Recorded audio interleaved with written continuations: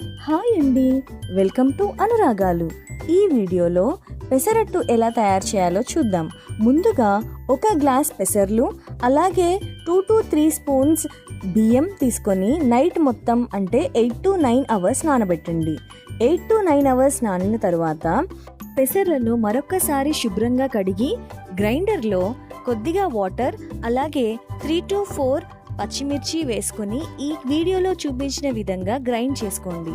తర్వాత మన రుచికి తగినంతగా సాల్ట్ వేసుకొని కలుపుకొని దోశలాగా లేదంటే అట్టులాగా వేసుకున్నట్లయితే పెసరట్టు రెడీ. ఈ పెసరట్టు మనం ఆయిల్తో కానీ లేదంటే నెయ్యితో కానీ కాల్చుకోవచ్చండి.